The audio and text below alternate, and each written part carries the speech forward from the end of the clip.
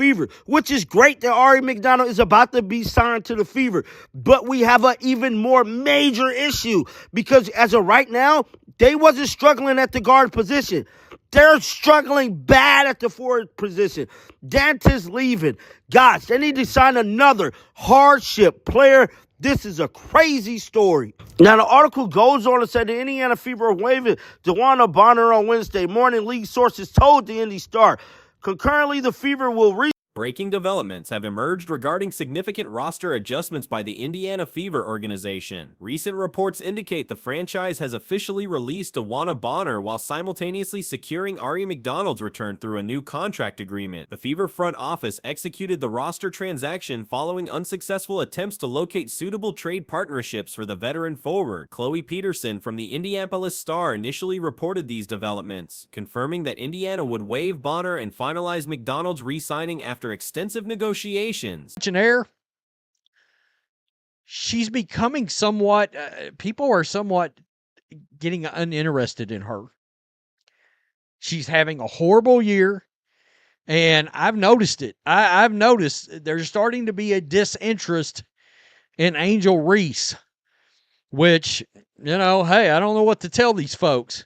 Some of them are still willing to die on this hill. So Joy Taylor, of course, of Fox Sports. This personnel decision arrives at a particularly challenging time for the organization, as they currently face depth concerns at multiple positions. While guard rotation appears stable, forward positions have experienced significant attrition, creating urgent needs for additional roster reinforcement through hardship signings or alternative acquisitions. According to league sources cited in the Indianapolis Star report, the Fever officially processed Bonner's waiver on Wednesday morning while concurrently executing McDonald's standard rest-of-season contract at veteran minimum compensation. Bonner's absence from team activities since June 12th had signaled the deteriorating relationship between player and organization. He signed Ari McDonald to a standard rest of the season contract at the veteran minimum. Bonner has been away from the team since June the 12th. That's what I told y'all last night. In that post on the 11th, it was her pretty much saying goodbye to this damn basketball team. I told y'all that post was symbolic and definitely telling us that she was leaving, bruh. Now, it went on to say Bonner did not intend. Social media activity from Bonner around June 11th appeared to foreshadow her departure, with posts suggesting farewell sentiments toward the basketball program. These indicators proved accurate as the situation progressed toward its ultimate resolution through organizational separation. Statistical review shows Bonner's limited impact during her brief tenure with Indiana. Across 9 appearances, the 16-year veteran averaged 7 points and 3.8 rebounds while logging approximately 21 minutes per contest. The 6'4" forward had joined the franchise in February as a free agent acquisition, with organizational expectations centered on veteran leadership contributions to the developing roster. Leadership expectations, however, failed to materialize as anticipated. Instead of providing stabilizing influence for younger teammates, Bonner's conduct created disruption that ultimately proved counterproductive to team chemistry and organizational goals. Sports was, and she used to be the host of Skip and Shannon Undisputed, blah, blah, blah. She's the host of something else now. And, of course, she's been in the news because of all kinds of things involving Fox Sports personnel and her sort of exploits, if you want to say. But she was on with Joe Budden, and she had this to say. And no matter what, race is going to get brought up here. She can't help herself. Trade exploration efforts followed Bonner's formal request for relocation to another franchise. Indiana management actively pursued potential deals, but encountered significant obstacles due to contract structure and timing constraints. With only 14 games elapsed in the season, combined with her specific salary obligations, finding compatible trade partners proved extremely difficult. The financial implications of this decision reflect both immediate relief and strategic considerations. Bonner's original contract totaled $200,000 without protection clauses, allowing Indiana to process the waiver without buyout requirements or additional penalties. Her release will remove approximately $64,000 from the salary cap, providing modest financial flexibility for future roster moves. To return to the Fever in 9 games with the Fever, Bonner averaged 7 points and 3.8 rebounds in about 21 minutes, bruh. Bonner, a 16-year veteran standing at 6'4", was a converted free agent signing with the Fever back in February, and Indiana hoped that she would bring some veteran leadership to the young core. Now I'm here to tell you, we all wanted her to bring some veteran leadership. Now, I'm not sure she did that, but what she did was simply diabolical, bro. I ain't never seen nothing like it. Standard waiver procedures require Bonner to remain available for potential claims by other franchises for 48 hours following the transaction. Any organization choosing to claim her services would assume the remaining contract obligations. If no claims materialize within the designated time frame, she becomes an unrestricted free agent eligible to sign with any team at prorated veteran minimum rates. McDonald's return provides positive news for the organization following extended uncertainty about her availability. Her new agreement includes prorated veteran minimum compensation of approximately $54,000, supplementing the $6,000 she earned during her previous hardship contract period with the franchise. The Magic Johnson, Larry Bird moment for the WNBA. Like, this is great. I'm a storyteller. I think storylines are so fucking important. I think you need villains. I think you need heroes. You need shit to sell. You got to sell a fight. Like, brand all of this. And it upset white men to watch this strong, winning, unapologetic black woman be in their, be in Caitlin's face. In their savior's face. Yeah, and they... The stark disparity in McDonald's earnings during her brief hardship stint highlights the financial realities facing players in temporary roster positions. Her weekly compensation of $6,000 demonstrates the significant economic differences between various contract classifications within the league structure. While Bonner's departure concludes a disappointing chapter for the organization, her exit eliminates a potentially disruptive presence from the locker room environment. Removing players whose commitment and professionalism fall below organizational standards often benefits team chemistry and cultural development, particularly for franchises emphasizing long-term growth. Post-game analysis from recent contests reveals additional insights into team performance and strategic challenges. Comments from opposing coaches and players provide perspective on Indiana's evolving competitive identity in areas requiring continued improvement. Now, Bonner then requested a trade. According to league sources, Indiana looked for trade opportunities, but the size of Bonner's contract and the fact it's only 14 games into the season made it difficult to find a suitable team, which is so damn crazy to me that they're finna get nothing for her, bro.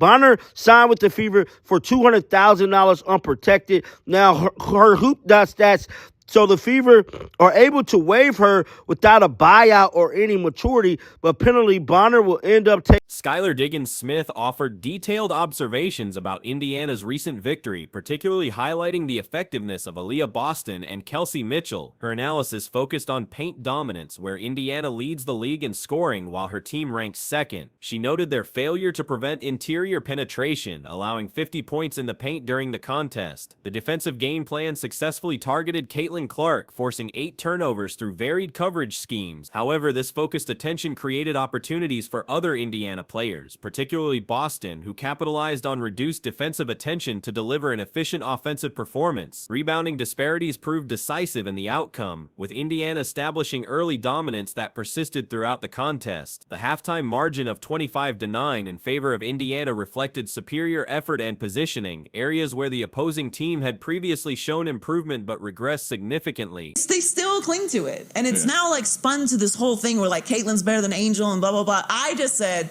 we would not be talking about Caitlin Clark the way that we do if it wasn't for that moment with Angel Reese.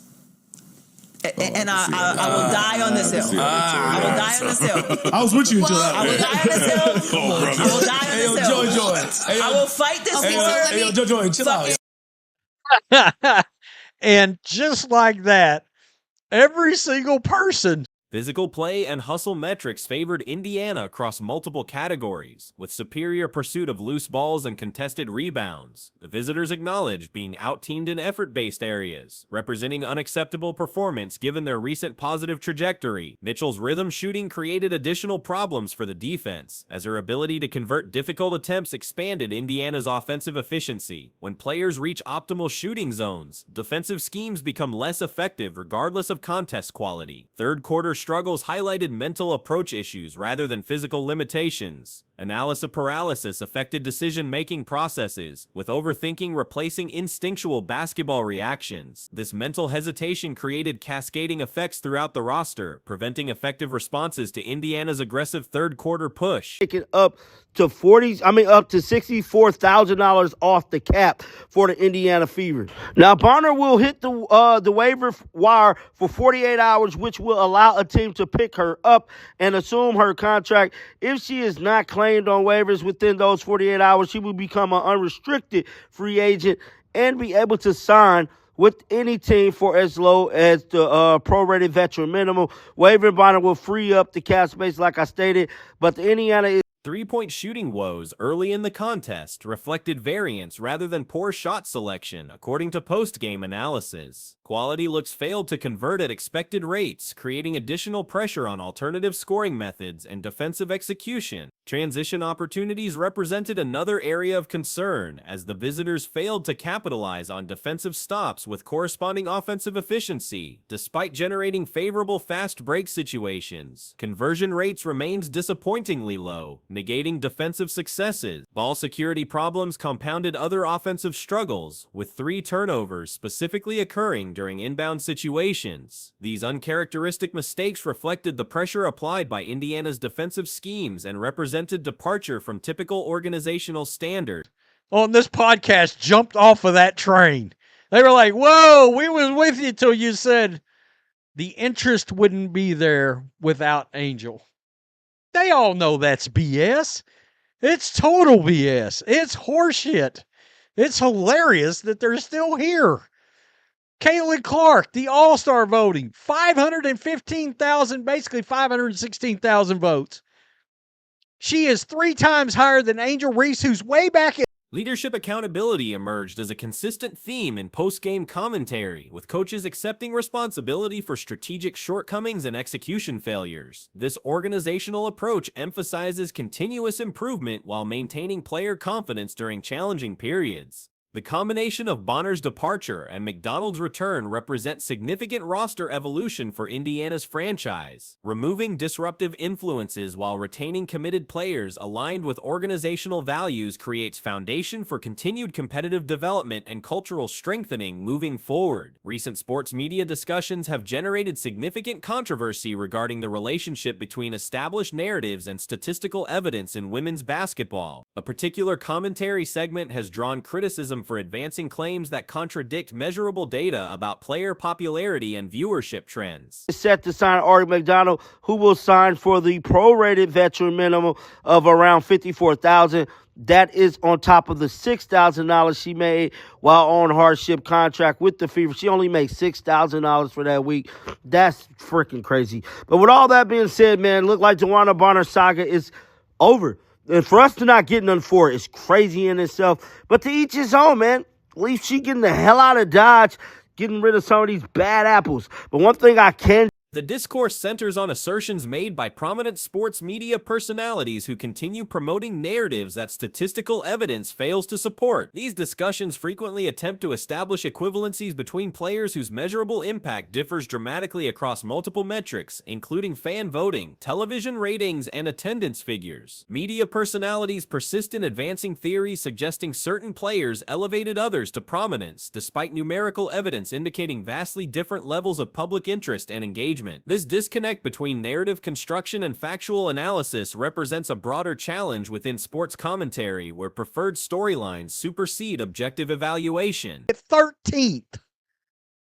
She's the 13th most popular player in the league right now. I come out on June 10th and said the Chicago Sky and Liberty national TV ratings are going to be very interesting. Well, they were, because they drew a putrid 606,000 viewers on ESPN. By the way, the Fever versus Liberty drew 2.2. Joy Taylor, formerly associated with various Fox Sports programming, including previous hosting duties on debate shows, recently appeared on a podcast where she articulated positions that generated immediate pushback from co-hosts and audiences. Her commentary attempted to establish causal relationships between players that statistical analysis does not substantiate. During the discussion, Taylor referenced historical basketball rivalries as precedent for current player dynamics. She emphasized storytelling elements, including hero-villain narratives, suggesting these components drive engagement and commercial success within professional sports. Her analysis incorporated racial dynamics as explanatory factors for audience reception and media coverage patterns. Tell you guys is that as more news come out about this, I will let you know. Moving on to another story, we got Skylar Diggins-Smith kind of reacting to the beating Kelsey Mitchell and Leah Boston put on him last night. Let's check out some of that footage. Hey, for Skylar, or just you guys did a good job on Caitlin Clark, but just what was it about Aaliyah Boston and Kelsey Mitchell that gave you guys problems tonight?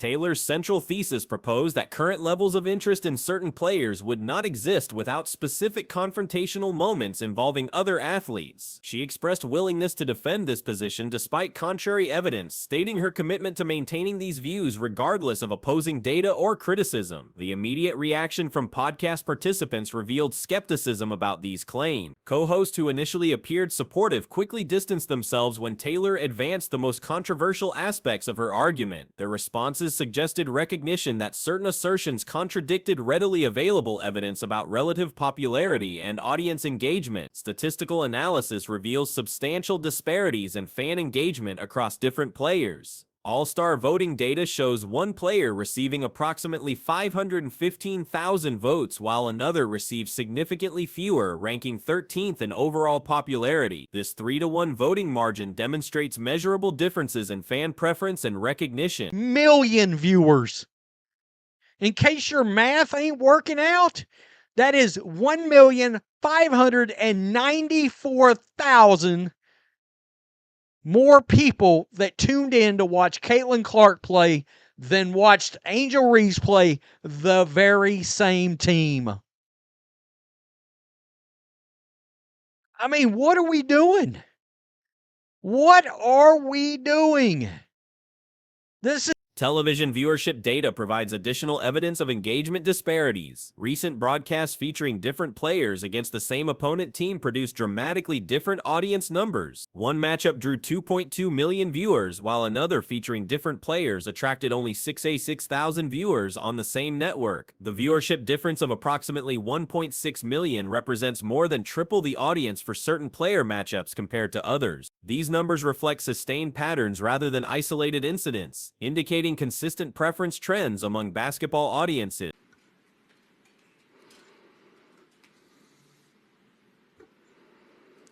For either Skylar or for NECA, sorry.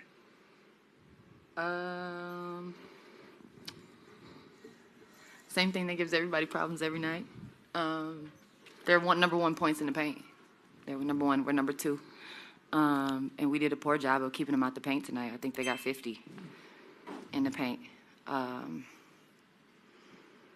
we know that. Attendance figures corroborate television data regarding relative drawing power. Recent games at venues with approximately 10,000 capacity have shown varying levels of fan interest. One contest attracted 7,291 attendees, representing roughly 2,800 empty seats despite promotional efforts and regional connections. Particularly notable was a homecoming event that failed to achieve expected attendance levels despite geographical advantages and alumni connections. The inability to sell out a venue during a homecoming celebration raised questions among supporters about actual versus perceived popularity levels. Some fans have begun acknowledging these disparities, expressing confusion about the disconnect between claimed popularity and measurable engagement metrics. These observations come from supporters who previously accepted narratives about equivalent status and drawing power between different players. This is the Mercury versus Sky game the other day. The attendance at the Wintrust Arena that holds about 10,000 people, 7,291 people showed up to that game was the attendance. About 2,800, less than what it's capable of selling.